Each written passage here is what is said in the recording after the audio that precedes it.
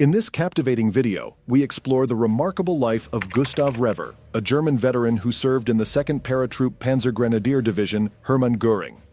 His journey began in 1942 when he was a young man with aspirations of becoming a pilot in the Luftwaffe. However, fate had other plans for him as he was sent to the Eastern Front as an ordinary infantryman. Gustav's story takes us through his wartime experiences, offering a unique perspective on his challenges.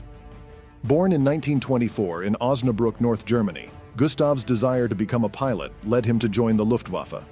Following basic military training in Nancy, France, he was stationed at an Air Force base in Holland, an experience that filled him with pride.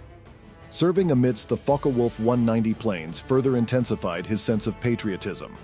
Despite Allied airstrikes causing significant damage to the airfield that summer, Gustav and his comrades worked diligently to repair and extend the runway, hinting at the arrival of new aircraft, the Messerschmitt Me 262, though Gustav had already been reassigned.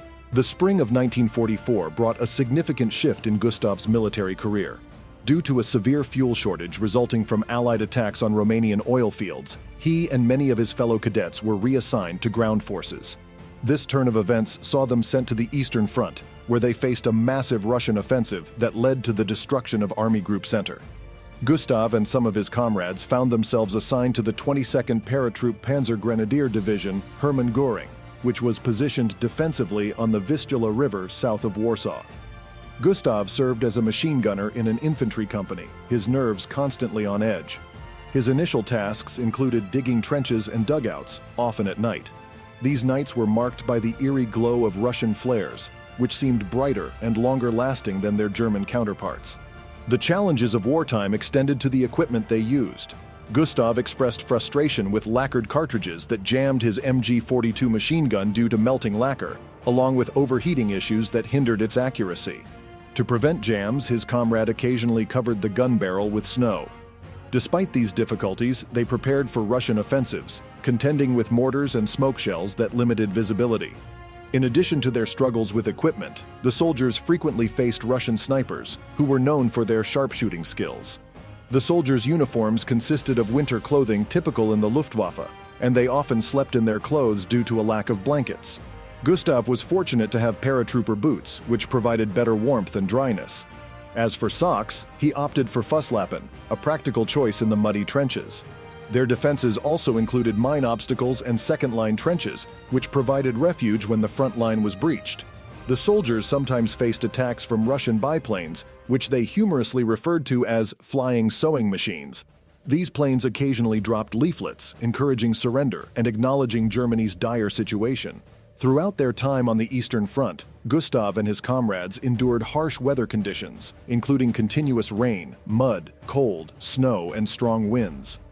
Life was a constant struggle for basic necessities, and some equipment, like the Holzkocher wood-burning stove, had unintended consequences on vehicle traction. Their focus shifted from maintaining uniforms to staying alive, emphasizing the gravity of their situation. One particularly harrowing incident witnessed by Gustav involved the execution of 3 soldiers by an officer for alleged desertion. The experience left a lasting impact on him and his comrades, who resorted to searching the bodies for provisions after the officer departed. On March 15, 1945, during the battle near Heiligenbeil, Gustav was wounded in the leg by shrapnel. Determined not to be captured by the Russians, he made his way to a battalion dressing station, where he witnessed surgeons operating on conscious soldiers without anesthesia. Afterward, Gustav was transported to Copenhagen and then Kiel, where he encountered British soldiers who confiscated personal items but treated them well, providing food and pamphlets that outlined Germany's responsibility for the war.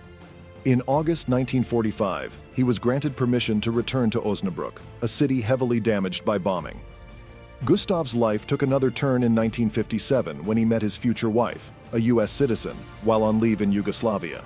They married, and he eventually immigrated to the United States, settling in Indianapolis and working as a civilian in the U.S. Navy until his retirement.